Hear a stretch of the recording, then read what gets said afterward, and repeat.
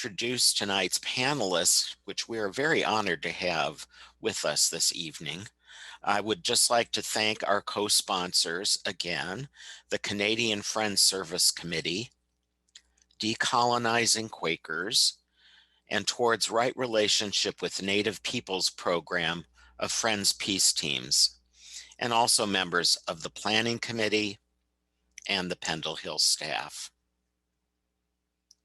A few technical matters.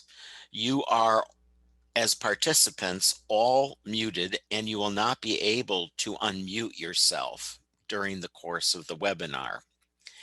If you encounter problems, please use the chat feature to inform Francisco of your problem. He is our behind the scenes executive director and tech savvy helper, and he will help you with your problems. As questions arise during the panel presentation, you're invited to write them in the chat. And then when you send that, it will go to Francisco, who will forward them to me so that I can sort them as we go. Your patience is appreciated as I try to do that. All chat messages go only to Francisco, so you won't be able to chat with other people that you may happen to know are participating this evening. As always, we are recording this webinar, and it will be made available to registrants shortly after the program is completed.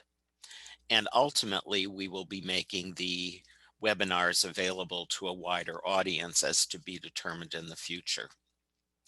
As we mentioned earlier, we have provided one opportunity for small group discussions, and we will be providing another opportunity for participants to gather on the evening of November 9th, Monday evening, November 9, from 7:30 to 8:30 p.m. Eastern Time.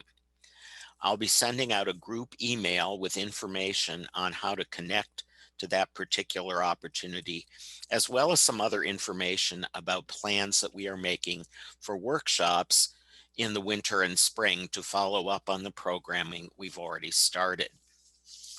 And now I would like to briefly introduce our panelists for the evening before we settle into a period of worshipful silence as we bring our hearts and our minds together so that we can hear Spirit speaking to us through our panelists this evening. I'd like to start with Marie Wilson, who was a commissioner on the Historic Truth and Reconciliation Commission of Canada from 2009 through 2015. And she has been an award-winning journalist, trainer, federal and territorial executive manager, high school teacher in Africa, university lecturer, and consultant. I refer you to our biographies that are on our biographical sketch page for a fuller biography of this really amazing woman. We're very delighted to have Marie joining us this evening as one who actually participated as a commissioner. Our other three panelists have all been from the Maine Wabanaki Truth, Indian Child Welfare Truth and Reconciliation Commission process. Denise Altvater, will you wave your hand, Denise? Is a Passamaquoddy from Sipiac.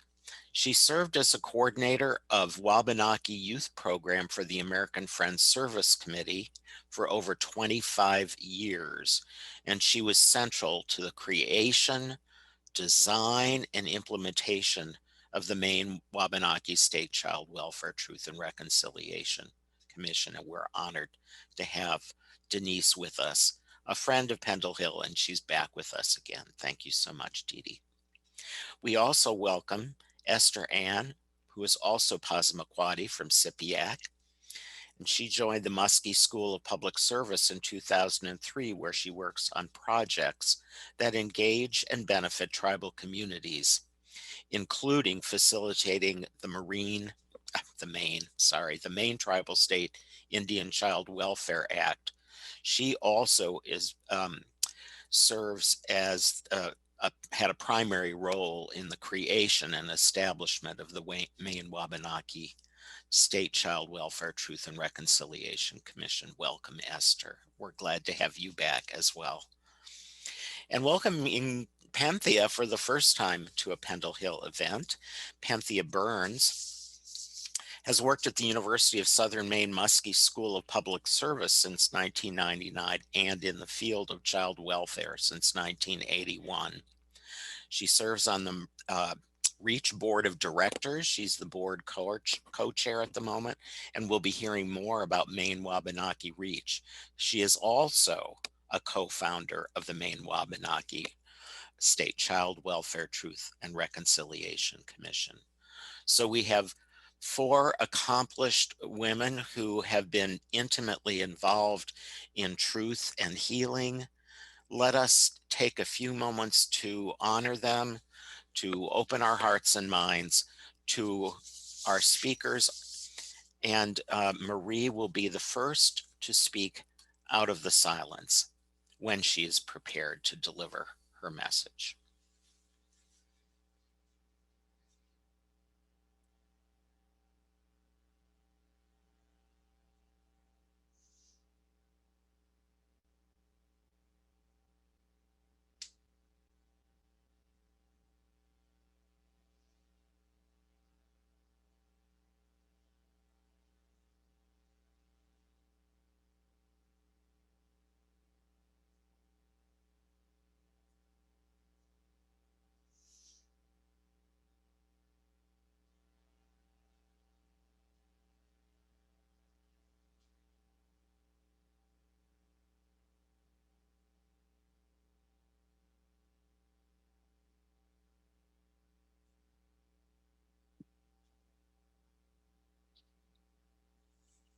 Well, good evening, everyone.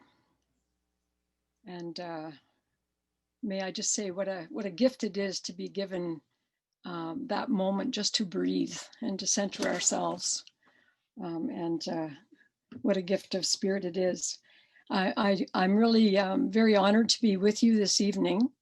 And I know that we are gathering from various parts of North America.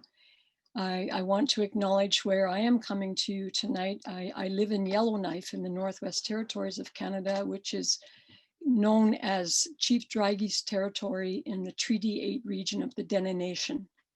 I am married into the Dede Nation through my family and my extended family, and I've lived in this area, in this part of Northern Canada for almost 40 years.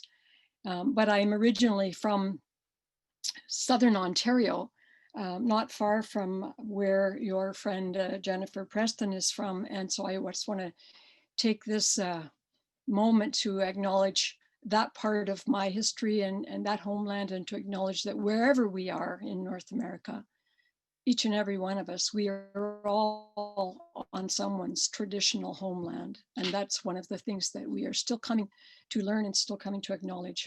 And I think it's important that we acknowledge that this evening. I want to thank Pendle Hill, and without repeating everything that John has already said, just thank you very much, John, for your kind words of introduction. And I do want to say a particular thank you to Jennifer, whom I've known for these many years now in this work, because I do believe it was her. She was the one who brought my name forward for your consideration. And so I don't know if you're on the call, Jennifer, but thank you. And as a result, I have been able to view after the fact. Unfortunately, I wasn't able to do any of them live, but some of your previous webinars, and it's been a very, very rich sequence. I note that this is the 6th one, and I'm reminded, as we're asked to think about truth and healing, that when we did our Truth and Reconciliation Commission in Canada, we had 7 major national events, and each of them was themed on an Indigenous teaching. The 6th one was humility. And so I just shared that with you, because I think a huge part of the work, in answer to the big question that we always hear and we always ask of ourselves and others, where do I fit in? What needs to be done now? What can we do next? I think humility needs to be a backdrop to that contemplation. So I think it falls well. Now, I've been asked to speak to a few points. I can't go forward without, I don't know all of you, so I don't know who all's on the line, but I must acknowledge if there are any residential school survivors on the line, I acknowledge you each and every one. And if there are any intergenerational survivors, as we call them, I acknowledge you as well, as really the heroes of this story as it has played out in Canada and as it is informing ongoing movements in other parts of North America and the world. I've been asked to set the stage a bit by speaking to really 4 points, which I'll do kind of by headline only as time allows, because we want to have time for discussion. And we have 4 speakers and everyone has something important to contribute. So I'll just touch on the questions of what happened in Canada. Some of you will know that, but it's always good for us to be reminded. What were some of the learnings? What have been some of the pitfalls, either during the process or since? And then where are we in terms of follow-ups and that question of where do we all fit in? So let me just remind you that in Canada, the issue of having a Truth and Reconciliation Commission, as people often said, how did you get to have one? We got to have one because of activism and because it was hard fought and hard won. And it was hard fought by the survivors at that time, 80,000 living survivors of residential schools in Canada. We had almost 150-year history of residential schooling in Canada. And at the time of the beginnings of the TRC, which flowed from a massive court case, there were 80,000 people still living, and those were the ones who went to the school. That's not counting the hundreds of thousands of their descendants known as intergenerational survivors, and an estimated 7 generations of families that, individuals within families that were directly and then subsequently affected. So it was fought for. It was deemed by the survivors as a result of their court case to be the most important element of their settlement, which was an out-of-court settlement. And the reason is because they felt it was the one vehicle that would contribute most fully to the work of healing, as your topic suggests tonight, that it was not the nominal amount of financial compensation that survivors got. It was not the commemoration work, though those things all contributed, but the most important piece in their mind was Truth and Reconciliation Commission, because it provided a forum for their voices to be heard, to be recorded, and to be safeguarded for perpetual reference, so that Canada could never in the future deny that this happened in Canada, and so that as the ages go forward, we will always have a reference point for understanding all sides of this history, not just the government side who established the policies that created residential schools, not just the church's side who ran the schools on contract to the government, but from the perspective, the expert perspective of the children who lived through the experience. And then the experience of being adults and trying to raise children without the parenting skills that they missed by growing up in an institutional context. We did our work. It was a 5-year mandate. We were instructed to do a number of things, but over the course of it, I'll just say fast forward that we were in over 300 communities across Canada. We recorded over 7,000 statements, and we engaged very, very widely through web streaming and other means, and through education in the schools to engage with close to 200,000 non-Indigenous people, in addition to all of the Indigenous people who participated.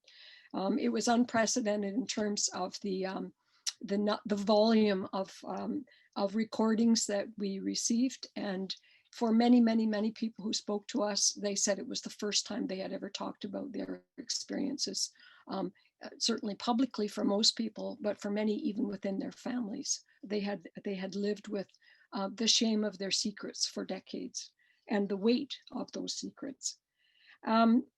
We concluded our findings with 10 volumes worth of reports of various sorts. What most people refer to, though, is our 94 calls to action. What is less often referenced, but I think very, very important, is we also articulated 10 principles of reconciliation. And I know that a lot of your work leading up to today has focused on the UN Declaration on the Rights of Indigenous People. We have referenced that as being the first and foundational principle for all other principles, that it is therefore the bedrock for all of our calls to action as well. I'm trying to just stick to headlines here, so forgive me if I'm leaving things kind of hanging out there. In terms of our learnings, and this is not a finite list, it's a sampling of some of the really fundamental things that we learned. One is that for healing to happen, safe space and the creation of safe space is essential. And that is not an automatic assumption. Many communities do not have space, much less safe spaces, with all of the overcrowding that is very common in so many Indigenous communities. So space is not something that should ever be assumed as a given or taken for granted. Having space and making that be safe space are not one and the same thing, that it takes care and effort, and very often, as we experience right across the country, protocol and ceremony to make that space feel safe and to feel sacred, very importantly, because as it was repeated over and over again, we're dealing with not just the brokenness in a measurable way of people's lives and livelihoods, but the spiritual brokenness of generations being left to question the worth of who they are and indeed who they are, when so much effort was put in at great government expense to knock that out of people and for people to be left caught between two worlds, or in some cases, multiple worlds. We learned very, very importantly, I mean, we already knew, but the reminders are all around us, that reconciliation, and it is the one element of our Truth and Reconciliation Commission mandate, was particularly described as an ongoing process, not something that could ever be done in the project timeframe of a TRC, but rather something that is an ongoing process, and in our mandate correctly described as both an individual and collective process. And that's something that I think we need to hold to. It feeds very well into the question, if I may say, of the pitfalls as well, because I think one of the pitfalls is the impatience of people, the kind of, why don't they get over it? That was in the past. There are no more schools now. What's the problem? That the sort of pitfalls in our thinking, in other words, in mainstream thinking.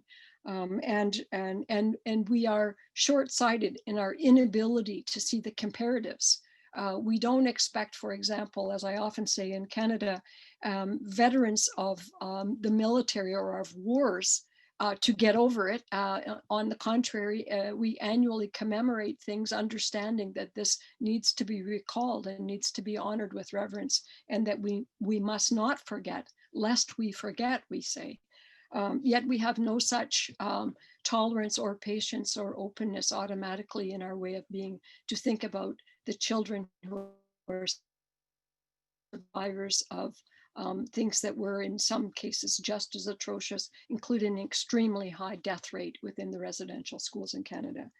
One of the pitfalls then is also, I would say, from the Indigenous community, growing cynicism because of the lack of timely action and response by many of the people that have been called upon to take action.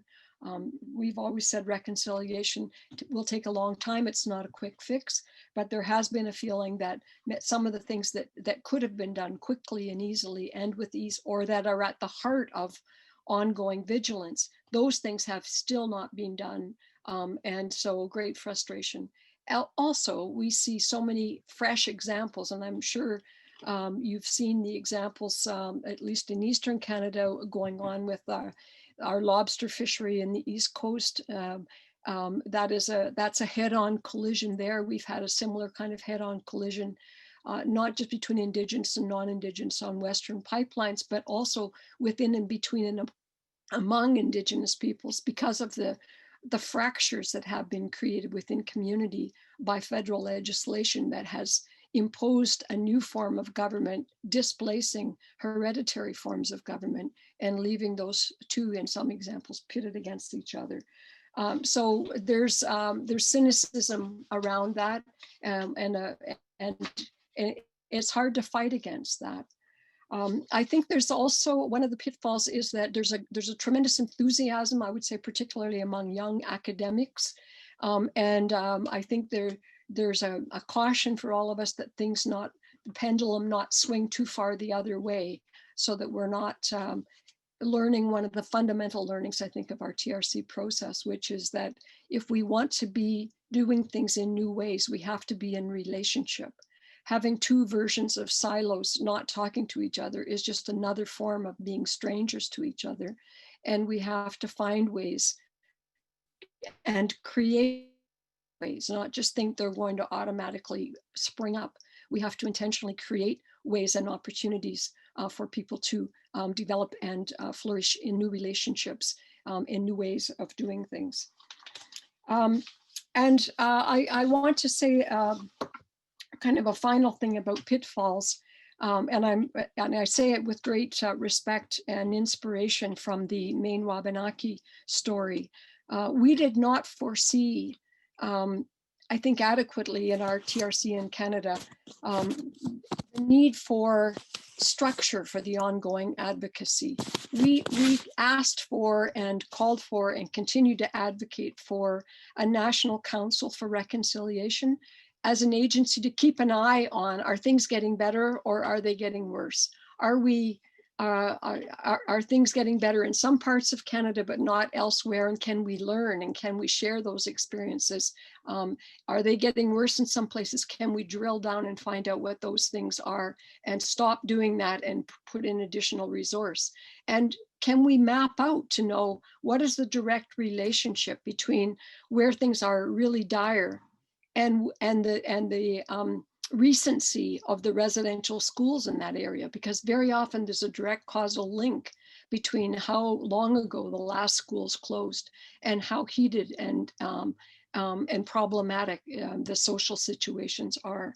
And if you don't have a vehicle for tracking and measuring that, then it's just a new version of out of sight, out of mind.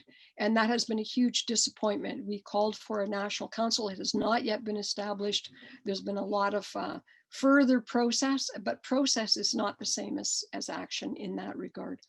And so what I wanted to say about Maine and Wabanaki, and I'm jumping to perhaps an overly optimistic conclusion, I don't know, but REACH, the organization that was established for ongoing work in the areas of reconciliation and education and advocacy and change and healing, to have an agency that's devoted to that and that is purposeful for that, I think is very, it's very uplifting. I hope it is working well, and it's a visionary way of containing a space for, in our reality, Indigenous and non-Indigenous people to work together and to collaborate together. We did not create such a thing, and so there isn't always gas in the tank, if I can say that, in a focused way. And so, for example, I'll just give you a for example that's as recent as this morning. And it's, I guess, in the broad category of pitfalls. And I'm going to use that to throw over to Esther. This very morning, there was an interview on CBC radio in the area where I live, because there was yet another annual report about the state of child welfare and the whether or not things are getting better or worse there. And of course, the government is trying to tell a story that there are fewer kids in care, but it's because they've changed the way they track things. They've changed the way they measure things. And nowhere in there did they actually give any numbers and say, what are we actually talking about here? So I found myself texting the host of the radio show saying, I want to know how many kids are in care, and I want to know how many of those by percentage are Indigenous. And so I'll just simply say, while the storyline that was on air was things are getting better, things are getting better, the answer to the question, which eventually came out was, and it's the last thing we all heard, 98% of the kids in care are Indigenous. So Pitfalls, we cannot afford to fall back asleep on all of this. We've got to find ways of keeping everybody wide awake. We've got to, including our media, and we've got to keep our attention on what is the investment in the new reality. And the answer to that, just as the investment in an impoverished reality was by damaging and harming the children and all of their family relationships, so too the investment in a different kind of reality has got to be investment in our children. And we had on this morning show a very dire concern about where are all the mines? The mining industry is in trouble. And I just wanted to scream from the rooftop and say, the children are the diamonds in the rough. We need to be finding ways to lift them up and polish them off and help them know that they are beautiful and they need to be held to the light. And we need to do that as a society and find every way that we can. So it is big work. It is ongoing work. It is, John, right to your belly work, a very big part of the work of communications and outreach. The last thing I will say, it's kind of a backwards way to do an introduction to Esther, is to just recall with such gratitude where Esther and I met so many years ago. And we met in the context that is relevant to you, because where people have space and have the means to call people together and create community, extraordinary things can happen. And Esther and I met in such a venue, however many years ago now that was, in New York City at the International Center for Transitional Justice. And we were all invited along with people from other parts of the world to talk about the work we were doing in our struggles. That's where I met Esther. And it became extremely important because we were able to offer, we had already started our TRC, to come, and I was very happy to meet Denise as well on the ground there, to offer the early lessons learned, that being very importantly, health supports for TRC processes, that we are rupturing people, we are taking people deeply to deeply vulnerable places, and we need to make sure that we are taking care of people in the process. And one of the other things that happened is that we had an outreach program that called for the creation of honorary witnesses to make sure that it would be understood that this is not an Indigenous issue, this is a Canadian issue, and it is a human rights issue. And as a result, we called upon significant influential others to stand with us as honorary witnesses. And the Maine Wabanaki TRC was one of our institutional honorary witnesses who came and bore witness at our events and who helped Canada know that the rest of the world is watching, and this matters not just to our country, but to the world. So I'll just leave it at that and hand over with great respect to you, Esther, and gratitude and much affection. Thank you, Marie. Good evening. My name is Esther Ann, and I am Passamaquoddy, Beskidamukgadi, and I live at Alnabe Menahan, the home of Bunawabskawi, the Penobscot people. And the slide you see is I think it's a beautiful picture Penthea took. Yes, she's shaking her head, of the sunrise at Zibayig, where Denise and I are from. Beskidamukgadi is Passamaquoddy people, the people who spear pollock, and we're Wabanaki, we're Wabanaki-ig, and it's been anglicized and shortened to Wabanaki, but it means the people of the place where the sun first looks our way, because the sun is animate, it's alive. So I just wanted to give a plug for Dawnland Signals, a monthly radio show where that's hosted by myself and Maria Gerard, the Executive Director of Maine Wabanaki Reach. Our topic, November 19th at 4 o'clock, is going to be land acknowledgements. So we have a couple special guests to give. We realize that people are starting to acknowledge the territory more, like Marie did, and John had modeled, and it's good. And we want to share some perspectives of some folks in Maine and hopefully give people some guidance about how to, take the next step after land acknowledgement. It's like, yep, this is your territory. Now what? So it's on weru.org. You can stream it. It's a monthly radio show every third Thursday, and you can even watch the previous episodes too. Okay, I know that was unexpected, but I just wanted to share just a couple slides. I'm not going to bore you with a lot of slides. This is what looks familiar, what is known as the state of Maine, and it's part of Wabanaki territory. And we had at one time had in our confederacy 20 to 30 tribes, and we've suffered about a 98% population depletion since first contact. And this next slide, I lost my mouse, there it is. All of the, can you see my cursor?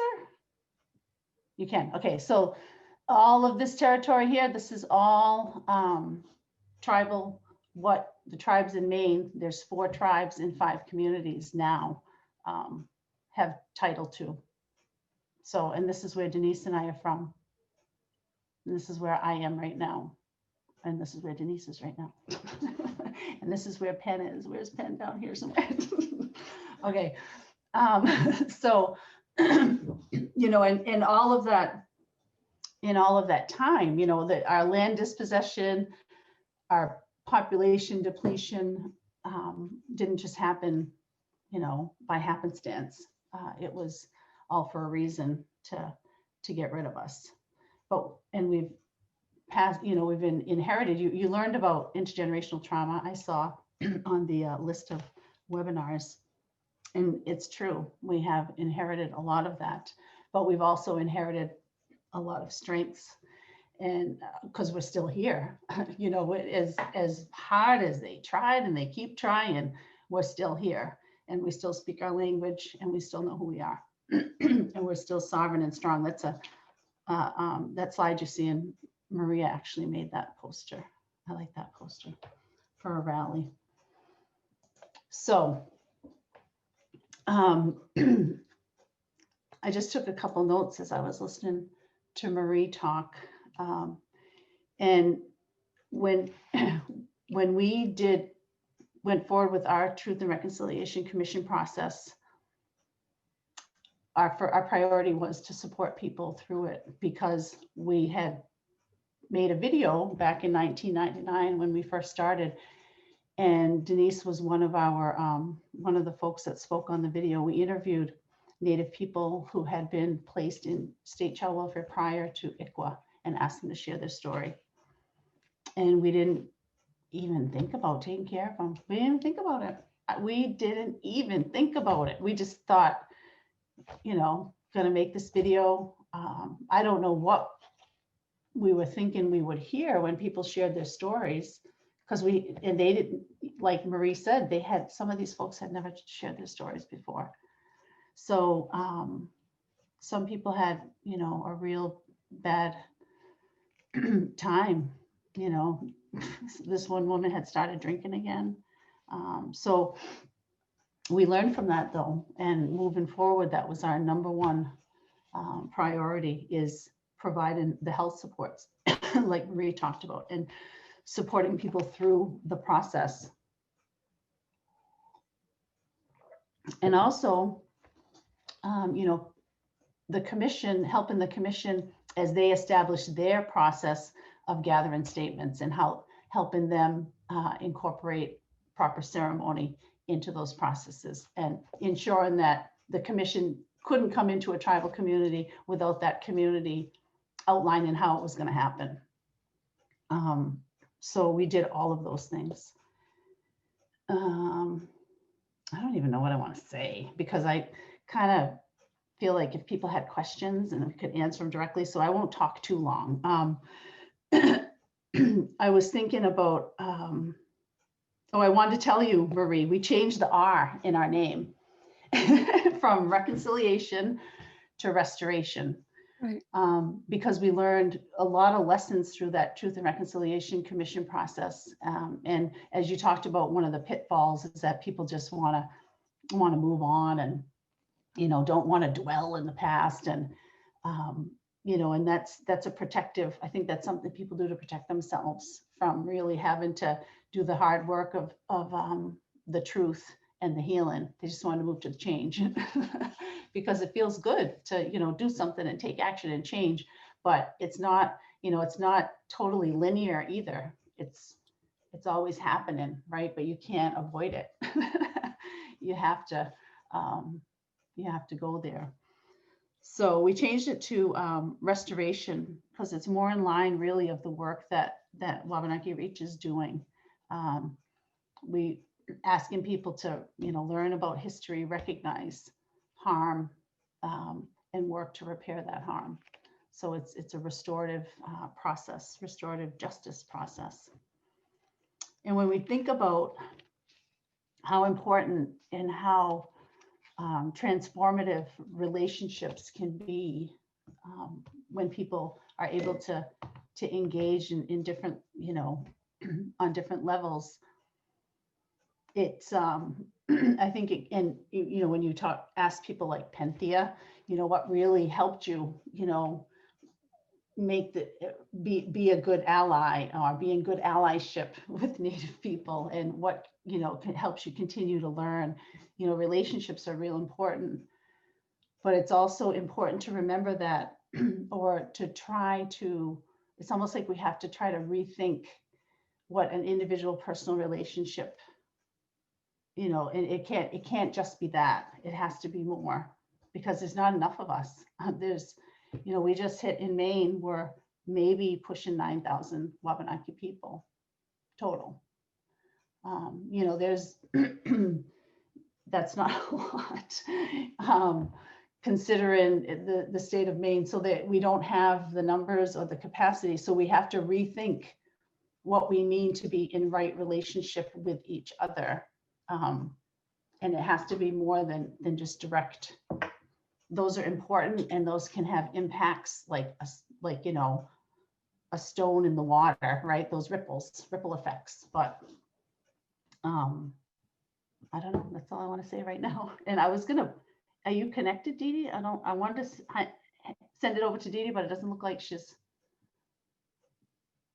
No, she's having trouble connecting to audio again. So I will, I'll put it over to Penthea. Oh, that's Dede that's raising her hand, Francisco. That's her, that number is hers.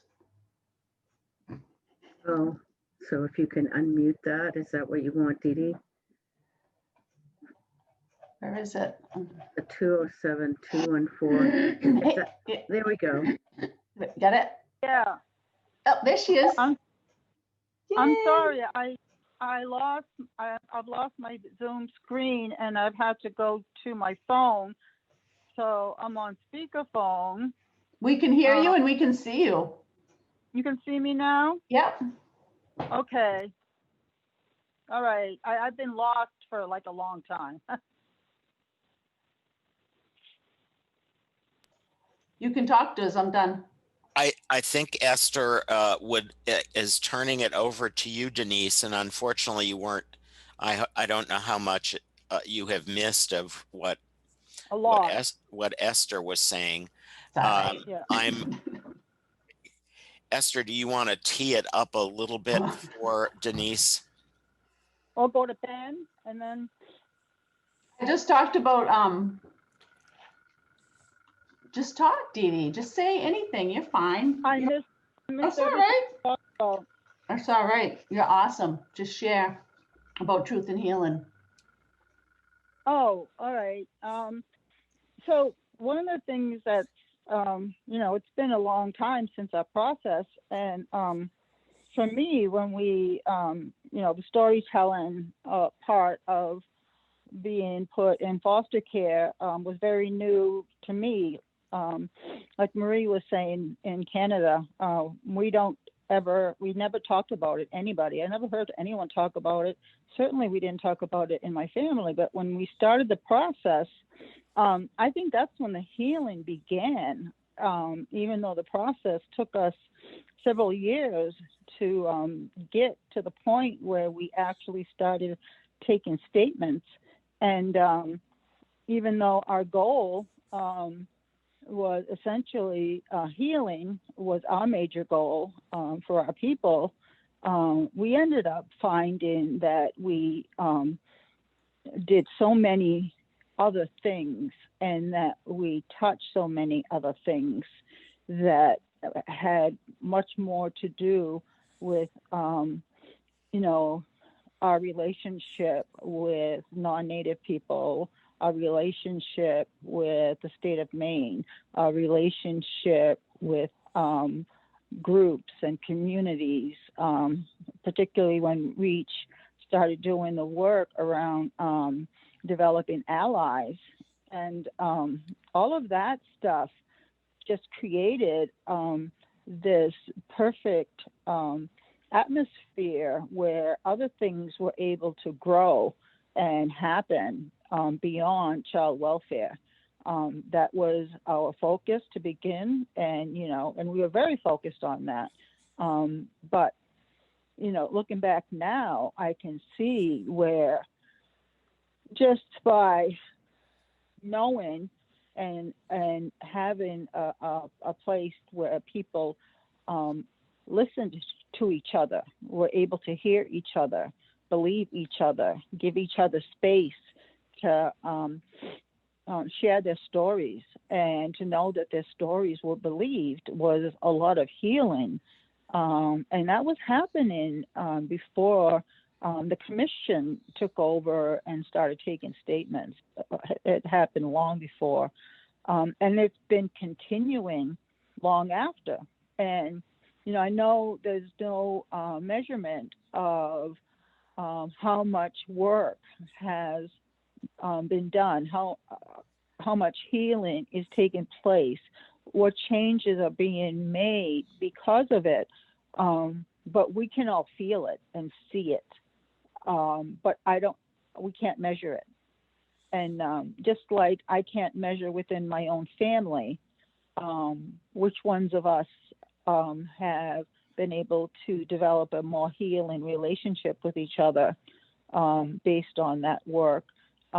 We can't do that in our communities or across the state, but it's happening. And I know that for me,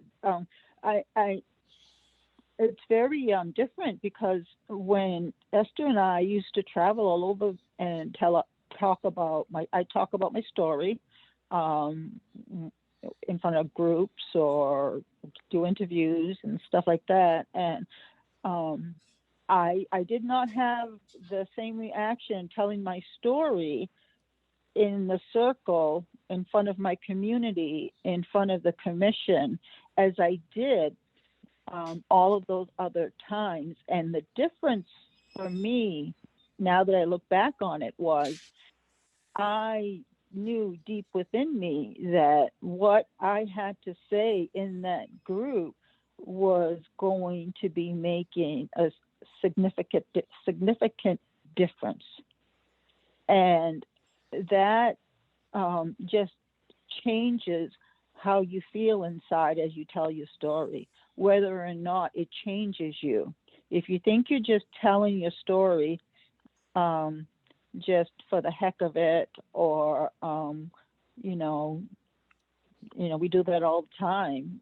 We get venues together where people can come and they can talk and they can share, and then it's over with and nobody pays attention and you go on your way. But this was different. We knew that it was going to make a significant difference. And so that not only changes the people who listen to you, but that changes you within yourself in how your story affects you. So I remember a lot of times when we did the video and we did the trainings and we watched the videos over and we did, you know, the prep work for the TRC, and I would tell my story. Yeah, it was difficult, and it was new. It was hard. It was painful, very painful. But it was 100 times more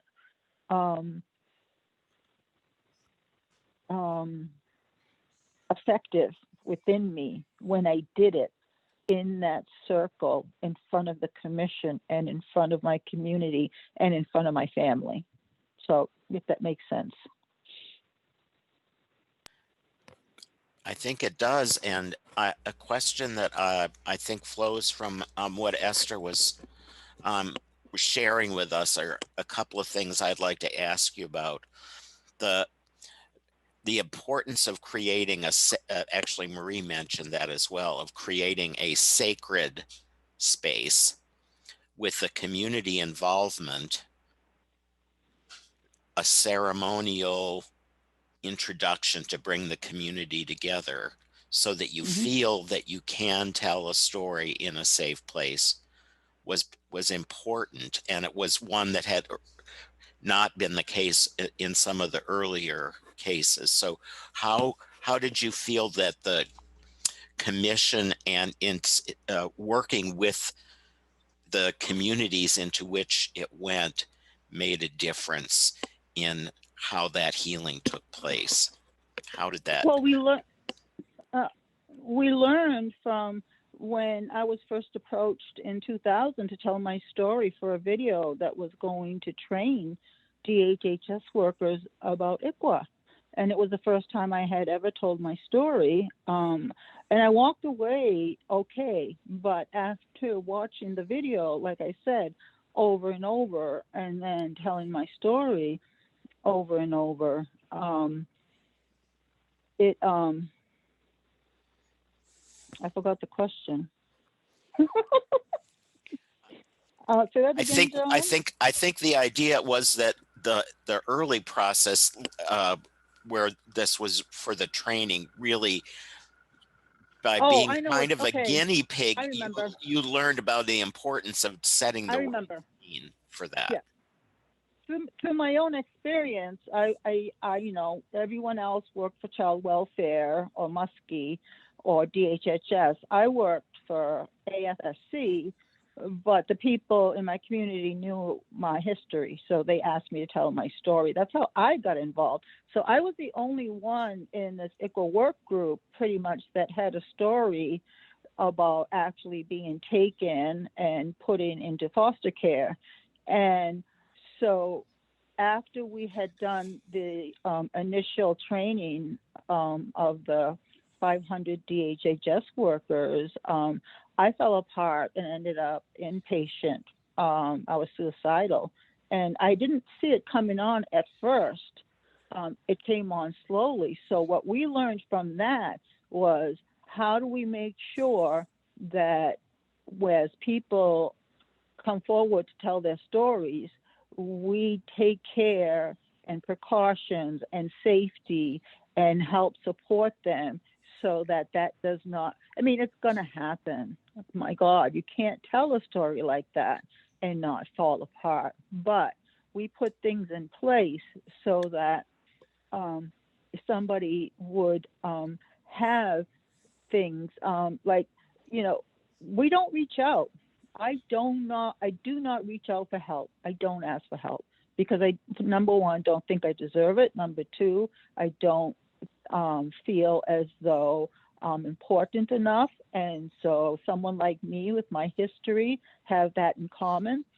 So what we did is not had it so that people had to ask for help. every person had 2 support people. And those 2 support people had to check on the person who told their story to make sure they were okay for a substantial amount of time. And then we had healing circles and in each community. We had community workers that would gather, and people would be able to go and tell their stories. And you can't see me now because my laptop's dead, but so we really learned how to make sure that we took care of each other. And then the other piece was when we had to let go of the process and turn it over to the commission. We knew that part of what we had learned was to hold on to how the commission came into our communities so that we could make sure that our communities were safe, that it was done in a safe way, in a way that was that felt respected and felt like we were in charge within our Native communities. So those 2 things, I think our beginning stage taught us a lot about how to do that. Thank you, Denise. Could we talk perhaps a little bit about the follow-up from the commission? What about Penn? Yeah, Okay. I'm You're just skipping her. no, I think the part of it was, what are some of the pitfalls? What are some of the learnings that we had? And then what are some of the, I would call them fruits of the process, in that it kind of leads beyond just relationship between the social workers and the state and Native children? Does it have is it spreading out beyond that, and also the ally role that Reach is doing, and if both Esther and Penthea? It was winning the Emmy. What else? No, not winning the Emmy. Me and Benjamin Bratt. Yeah. I think, John, you're peeking at my notes here, but part of what I wanted to say sort of fits in with what you're asking about. First, I wanted to thank Marie for the way that she talked at the beginning. That sort of filled me up in such a good way, for the ways that the process that happened in your country and what happened in Wabanaki land has so many sort of kindred connections, even in the ways that we look different from each other as well. And one of the things that you talked about in your comments was the visionary nature of there being an organization to do some of the follow-up work that John is asking about. And I think that what happened in Maine, we call it organic, that we just continued to sort of run into situations and reflect and make some decisions and move on. And because the work of the Truth Commission grew from a grassroots connection of people, that the commission started without resources, and we just sort of scrapped and worked to make that happen, and Reach grew from that too. And so as the need arises, the sort of the resources were cultivated to respond to that need, and how I think, were prepared for Reach to be born out of that, to be able to respond to the follow-up. Our first thought in developing the Truth and Reconciliation process in this area, we thought it would be reconciling, if you will, the state child welfare with the tribal child welfare programs, and transforming that practice what was happening with Wabanaki children and families and communities. And we certainly can talk about some improvements. Esther's doing some wonderful work now, and so I may pass it back to her in a moment. And it was not too long into the commission process when we realized that, oh, wait a minute, this is much bigger than that. That the improvement in child welfare needs to happen, but child welfare is symptomatic of our larger society. And the imposition of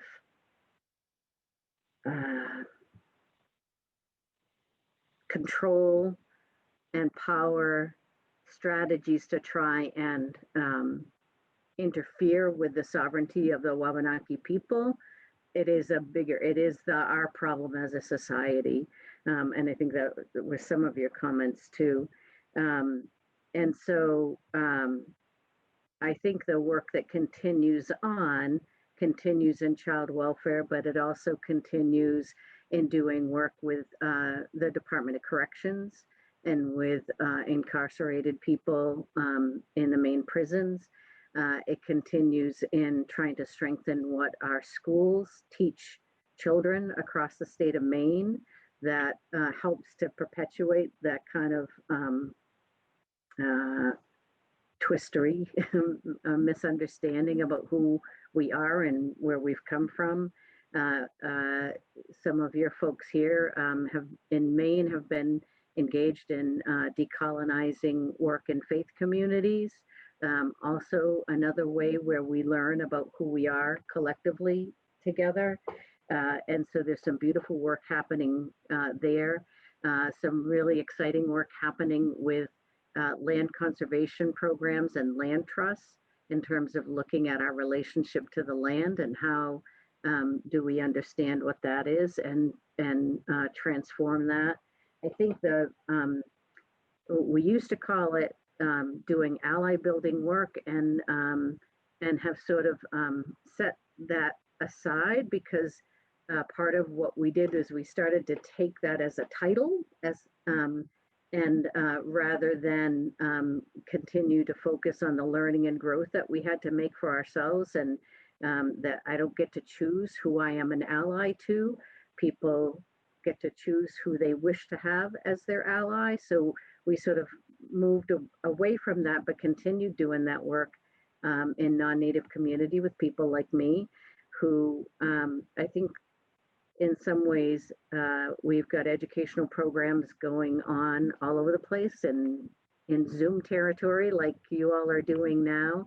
And how do we get ourselves to slow down enough to really listen to what's urgent, and to understand what the truth is, different than the truth that we thought we knew, and come to find that it is not only, it's not facts, it's the way that we see things, and the fact that we think that we know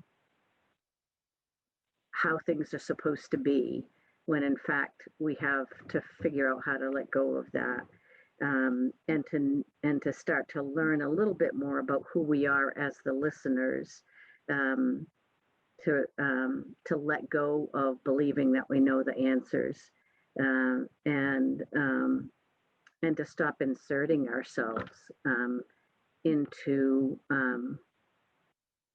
the sovereignty of Wabanaki people and communities. So that piece of work, what we thought was going to be child welfare, sort of grew into this bigger piece. And I think, as again Marie was saying at the beginning, it is the work for the long term, and how do we help just build more community will to be engaged in this process. Esther, Marie, did you want to say something? Go ahead, but unmute yourself, please.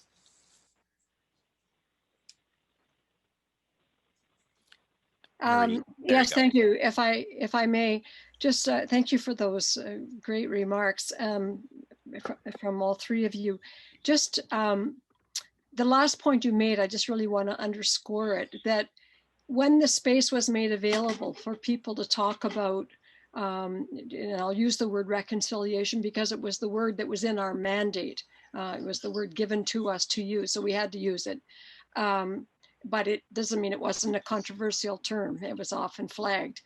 But when you asked people to talk about what reconciliation might look like to them, people did not in any way tell a narrow story about residential schools. They talked about parenting. They talked about educational outcome. They talked about employability. They talked about experiences in the criminal justice system. They talked about never seeing themselves in the educational system.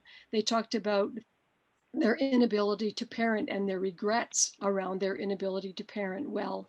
And they talked about the devastation, and this is why I've often said child welfare, in my mind, in a way, is the sequel to the residential school story, because so many children ended up in the system either because their parents were incapacitated by the traumas of their own childhood experiences, and therefore not equipped to parent in a way that was deemed to be safe or healthy, or by their own determination was not, or the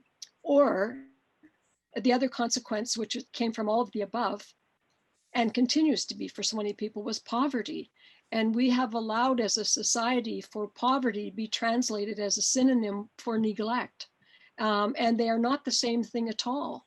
And when we treat poverty as if it is neglectful and then start plucking children out because of that, when we look at COVID and scratch our heads wondering why on earth the incidence is so much higher around Indigenous populations and Black and people of color, and don't look at the issue of housing and access to food security and all those other things that allow for vital resistance, then we are not connecting the dots properly.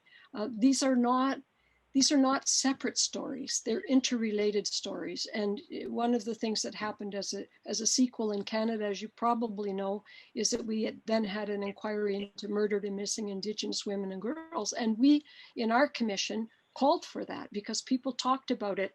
Among the broad things they raised, regrets about losing their children, the missing and the disappeared, and indeed those who did not survive.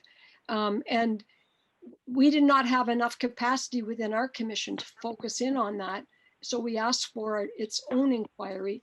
But the point I'm trying to make is these are not separate stories. So to your good question, John, about follow-up, one of the things that we have to do, all of us in loud voice, is to advocate for the ongoing education of society. Doing it in the schools is fantastic, but a whole lot of people are well out of the school system and they need remedial learning. And so we have to address it in other areas of our society as well. And I find myself wondering in your case in the United States, but also in our case in Canada, where we have a number of provincial elections, how loudly and clearly have we made the issue of Indigenous well-being and Indigenous children well-being an election issue? How loudly and often have we made the issue of overcrowding and lack of employment opportunity or educational opportunity and an election issue to truly make it belong to all of us and not just leave it to Indigenous people to work their way out of their own dilemmas that were not, there is a reason why things have been the way they have been. But I don't want to leave that point without stressing something I agree in so strongly with what Esther said, and that is, yes, there has been intergenerational trauma, but our commission and yours and the multiple examples around us show that there's also intergenerational resilience. And we are seeing that flourishing, and there are many examples of good things, but we cannot park our hopes on government alone. Governments come and go and change. We are the continuity. We as society are the continuity, and we have to make sure that our politicians are not allowed to get tired of this or say it's no longer in the platform.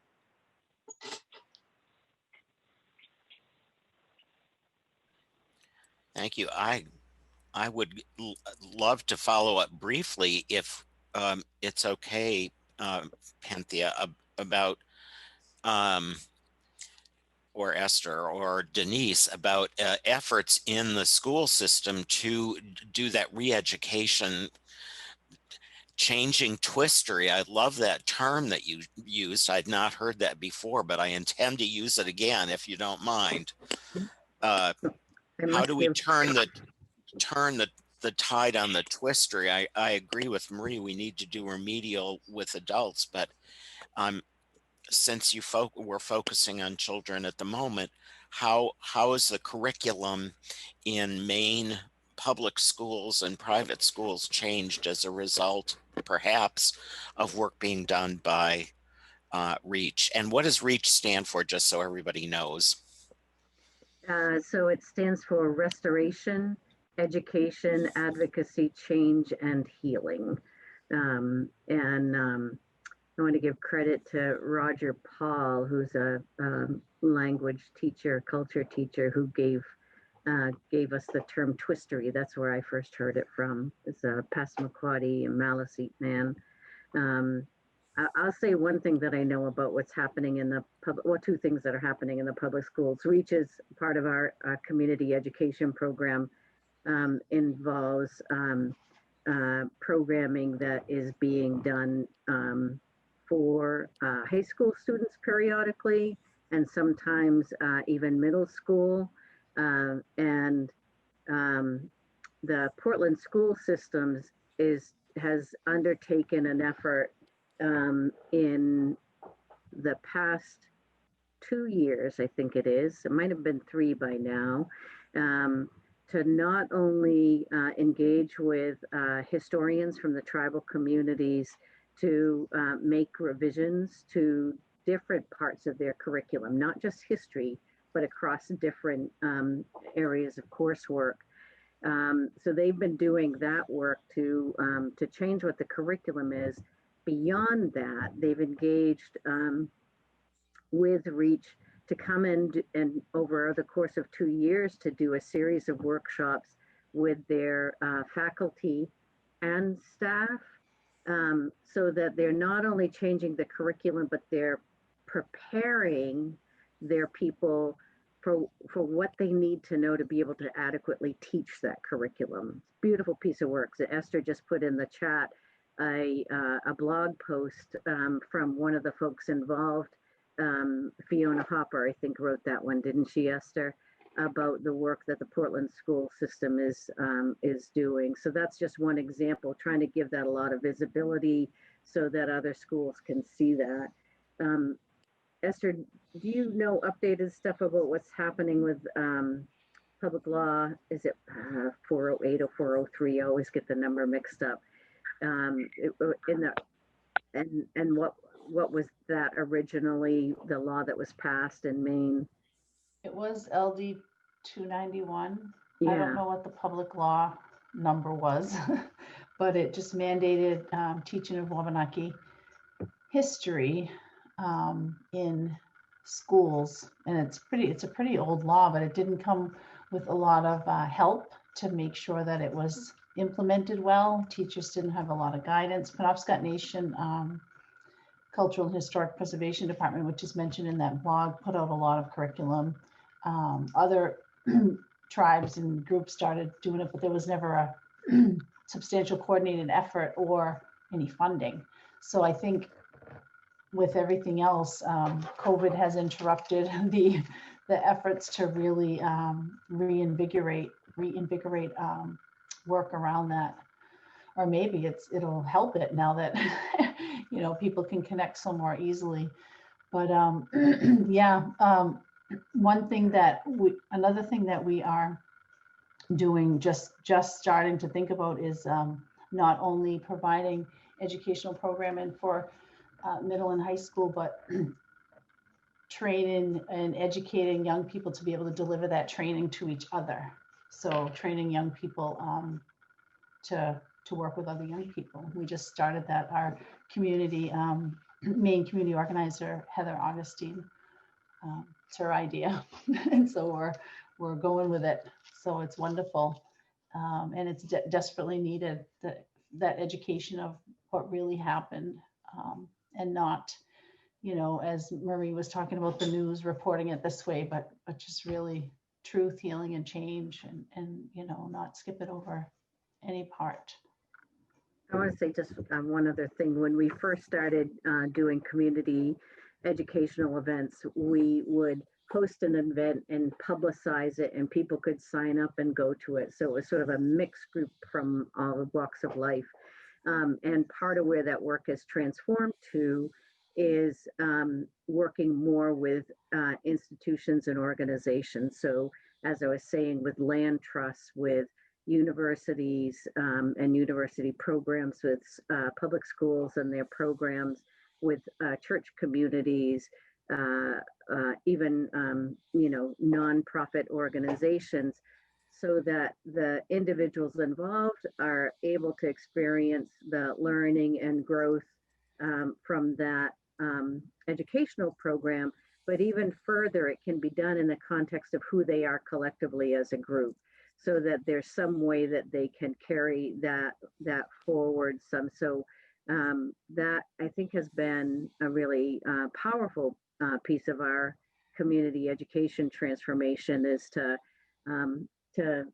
provide that in the context of the communities that people are in. So yeah, that's the kind of work that's happening in collaboration with Reach.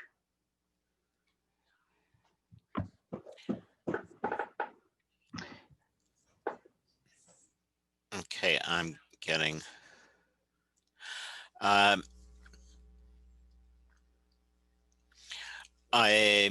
One thing that has been asked, and I think we could turn to Marie on one and Penthea on the other. One is participant writes that they work with the Canadian Council of Churches. I'm wondering if Marie can talk about how people of faith are working on the calls to action. And similarly for Penthea, what steps are faith communities taking towards decolonizing?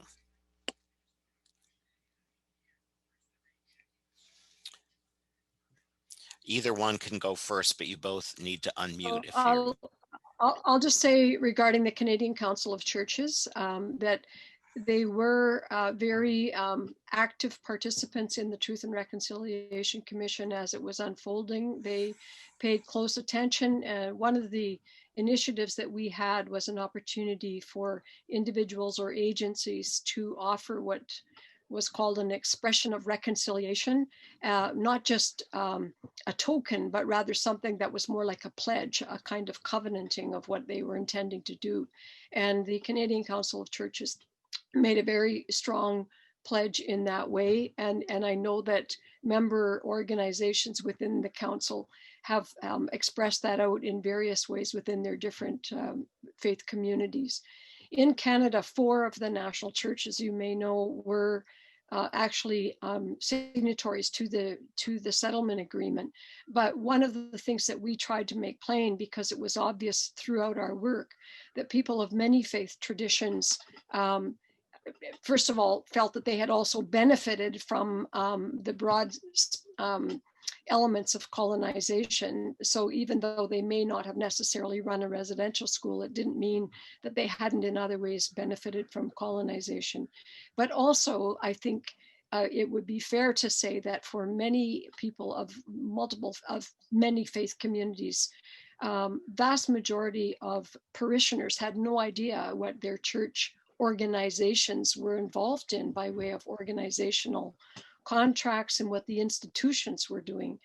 In fact, I know for a lot of people, they hadn't even really thought about the institutional element of a faith community. And so they were rocked to their core in terms of their own belief system and their own value system that they thought was at the heart of their faith. And that contradiction between what church said it stood for and what actually played out in the context of the churches, of the schools, in some of its dire examples, was it was painful not only for the children but for many faithful as well. And so one of the things that is underway right now is that the parties to the settlement agreement have continued to meet even 5 years after our commission. And one of the things that they are actively working on is a new covenant of reconciliation. And it's being designed in such a way that other faith traditions may be invited to sign on. That work's not completed yet, and like everything else, it seems to be very slow going, but it's also, as we heard earlier tonight, not work that should be rushed through just to get the box checked. It's deeply meaningful work, and because it's in the spirit of covenant, the way treaties themselves are, it's really important that the Indigenous participants in that process feel fully part of it and feel fully comfortable with what it is that's being pledged. Mm-hmm. In my own church, I'll say, as a renewal this fall, they have been weekly going through and publishing in sequence various calls to action of the TRC, just to keep it front of mind and for people to consider what our faith community can do on those topics. That's great. It makes me think of that church, and Penn has probably more details around this. There's a church in Maine that found a record, the 1755 Spencer Phipps Bounty Proclamation that put itemization of Penobscot live bodies, dead bodies, and body parts, depending on gender and age. The scalp proclamation. So that this church didn't want to bring Penobscots in or kill them or get their scalps. So they hired a person from North Carolina to come in and hunt Indians, and they have a ledger of how many people that how many scalps that he got and how much money they got to fund the church. So you talk about a direct connection when people think that they don't understand how they're connected to what happened. That's a direct connection. And I think I got that right, didn't I, Penn? Yeah, you did. A church in Portland, Maine, and they, you know,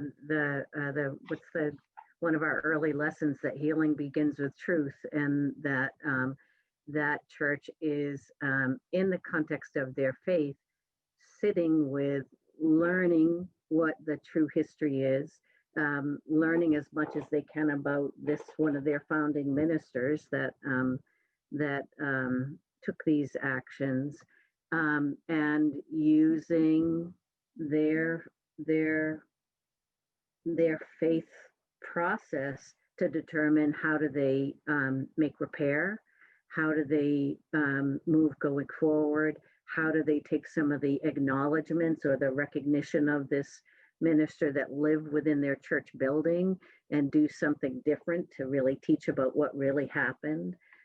So there's an intimacy there within their process about really bringing those harms closer to themselves. I think the other things that I have seen in church communities doing a similar kind of like, who was on this territory before our church building was here? How did we come to be in this space? And then engaging in learning more about history, raising funds to either contribute to organizations, to some of the community efforts to take care of their people, especially during COVID, that faith communities have been very active in that. And then a couple of the committees in particular have ongoing work that they do. They're committees that are dedicated to walking alongside and supporting the sovereignty and self-determination of Wabanaki people in community affairs, in political activities, and meet regularly to follow that agenda. The Friends Committee on Public Policy, of course, being one of them, that has had a long history, and then Episcopal Committee on Indian Affairs. Both of them have been long and steadfast in this work. So there's a whole variety of things, I think, really making an effort to hold up the truth and visibility of what's happening, and fighting against the efforts of the long efforts to keep this out of our awareness. So a lot of things happening, and many people who are part of your community here are connected to that. Maggie Edmondson doing some wonderful, wonderful work. And Can I Robin, just, yep, go ahead, Marie. no, oh, sorry. I was just going to say that you said very succinctly, you know, healing begins with truth. And I would just add to that to say healing continues with truth, because truth is not an absolute. And I think it was Esther who referenced it earlier, but it is not a linear process.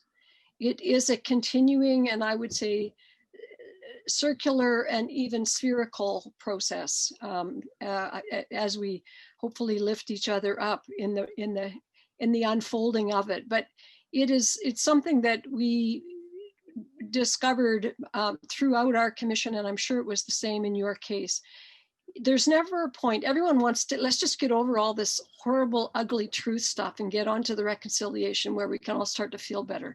You know, it's not easy, and we just have to stand there and let it enter us, and ask ourselves, not so much in the old church way of how can we help them, which is the kind of teaching I grew up with, but rather how can we help ourselves as a society that clearly has so many deep flaws and such short-sightedness and superficial visioning of ourselves and our own history. And so we kept hearing over and over again over the course. Ours was longer, it was 5 years. And every time we had a hearing, I would say to myself, well, surely to God, I've heard it all by now.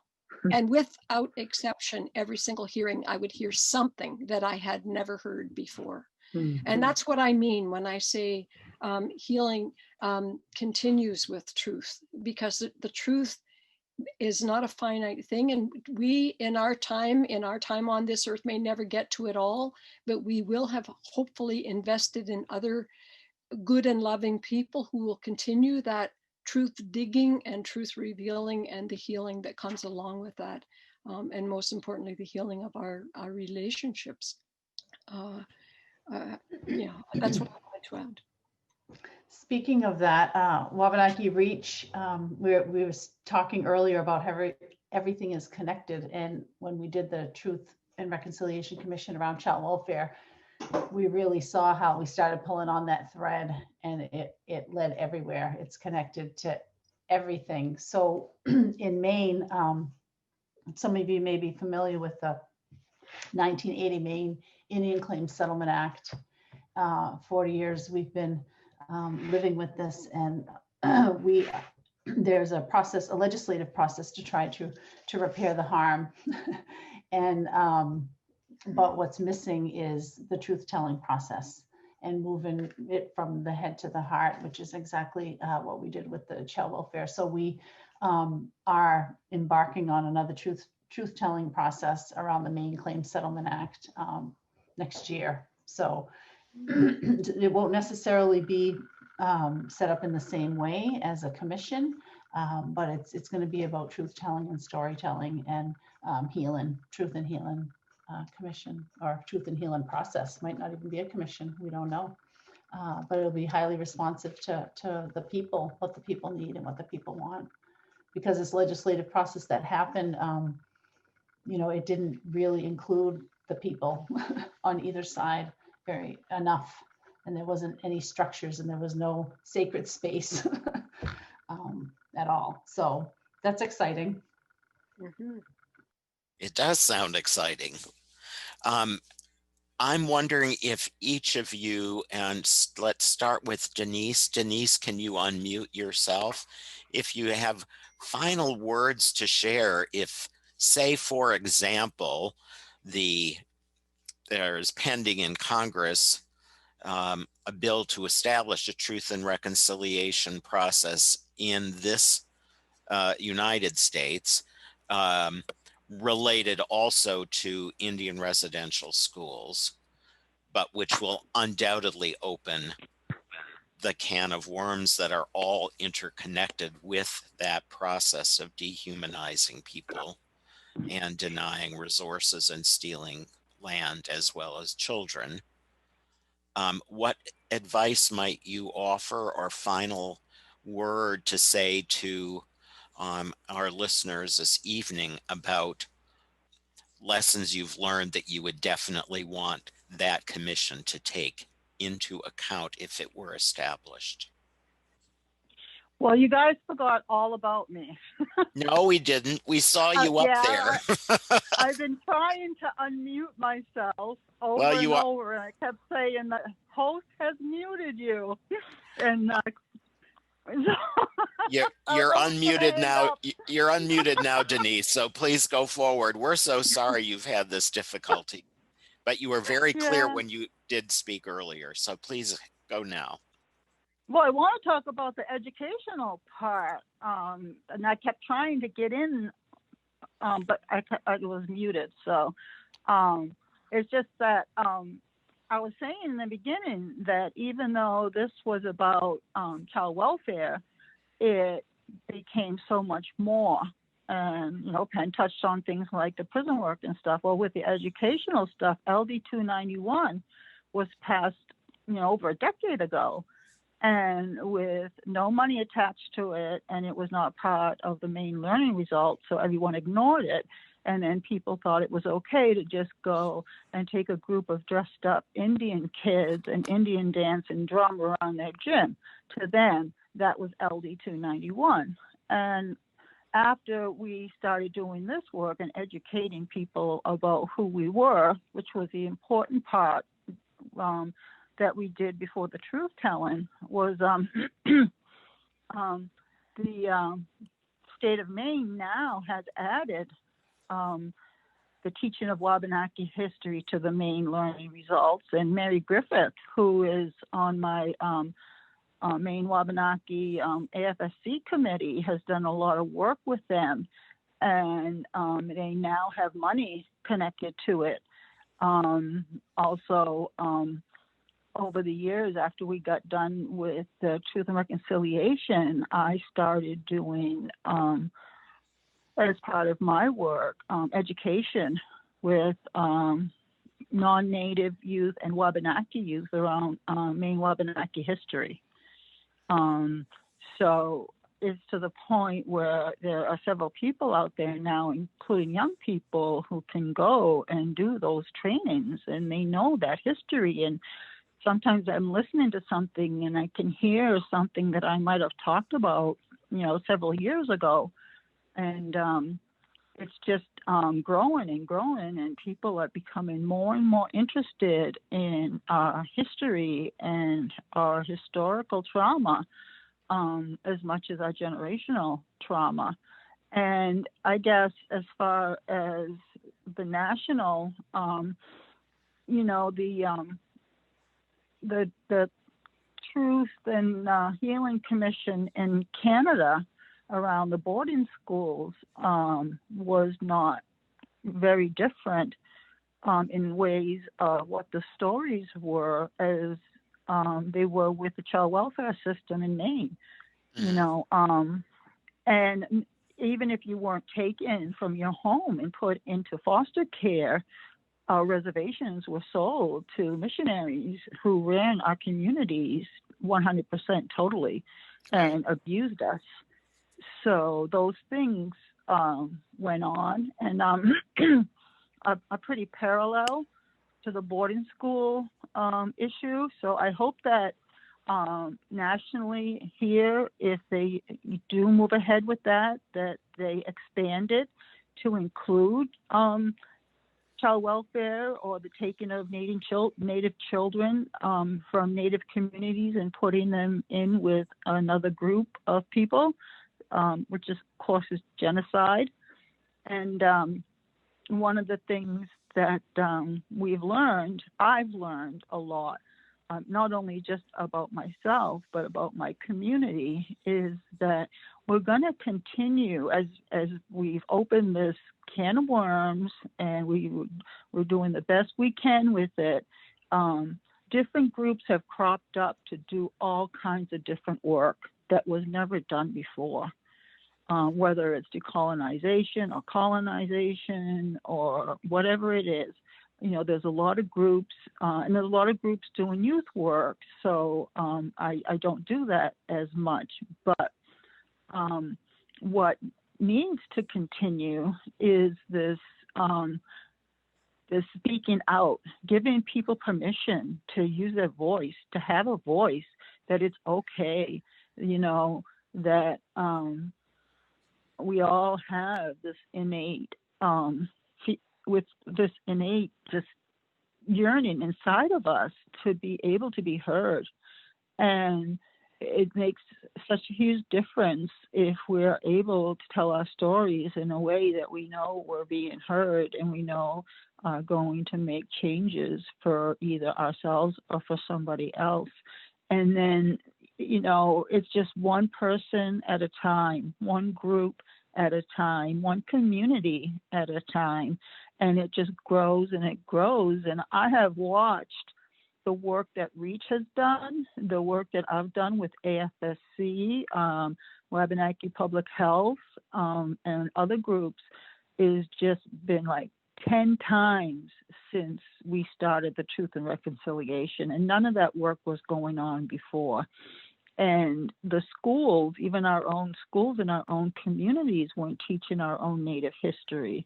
And we've gone from the point where we couldn't say white people, and now we can say white privilege in, all kinds of venues. So it's a lot of growing, it's a lot of learning, it's a lot of pain, a lot of healing, and a lot of forgiveness for yourself. I'm not so much focused on forgiveness of other people, but forgiveness for myself, because what happened to me, of course, I did things as a result of that. And we all tend to want to hang on to that stuff and not let it go and blame ourselves for things that we did as a result. So to try and really focus on being able to be honest and talk about your story, but also at the same time be open when people say to you, it's okay, you did the best that you could, and really believe it. Yeah. Boy, I think that brings us back to Marie, and we've had a request. Marie, if you could send us the 10 principles, or people can find them pretty readily, but if we don't already have them on our resource list, if you could send us where to find the 10 principles that you were speaking of. But the one you mentioned at the outset, humility, I think is a watchword for us all for this evening. And with that, I think we have reached our time. If any one of the panelists wants one final word, besides my gratitude and thankfulness on behalf of all the participants for such wonderful insights, and not just what you're giving us this evening, but I think we all owe you a debt of gratitude for the work that you are doing all the way along, and lifting up truth as the first step that keeps going on and on and on. Marie. John, well, you asked if anyone had a last thought, and I just want to say this. Your question was about whether or not the United States may have a Truth and Reconciliation Commission. And I agree with the point that was made to make it broad. I agree, Denise, absolutely with what you're saying. But what I would want to say to everyone else on this call, and everyone that you can influence, which is many, many, many people, is look forward to that opportunity, help advocate for it, look forward to it, and find ways to be meaningfully involved in it and supportive of it.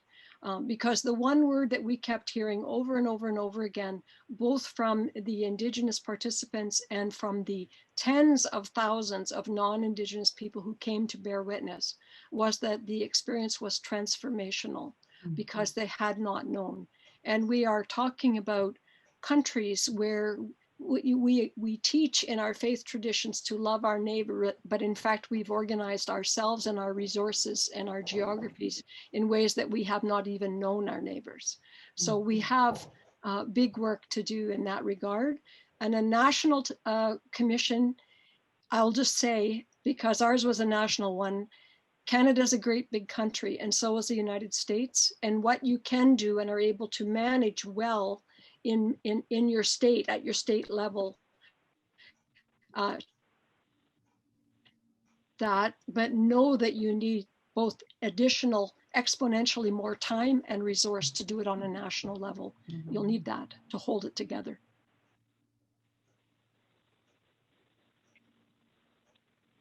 Any other last words? I would say our Nelson and Joyce Johnson from the Greensboro Truth Commission, the first advice they gave to us when we were forming was to be strong together as a group, be clear on what you're doing, and be strong together as a group so that we can go through what will change us in this process and change for the good. So that would be one of the things that I would say, because a national commission will be really big, and it is in the community where the people live, where that strength is really needed to hold us together in a good way. Thank you, Penthea. Esther Ann, do you want the last word? Just tune into Dawnland Signals. Okay, thank you so much. Thank all of you. Thank all of our participants. You'll be hearing more from me again. Mark on your calendars November 9th, 7:30 to 8:30, if you wish to participate in our small group discussions, so that we can wind up in feeling our own sense of community and how this process of being in the webinars and hearing from such wonderful folks as we have this evening, how this has changed us and prepared us to take our next steps towards healing and right relationship with Indigenous peoples. Thank you all very much, and especially our panelists for being with us this evening. And Denise, we love you, and we're so sorry that you have had difficulty communicating with us. We were very clear when we heard you. Thank you much. Good night.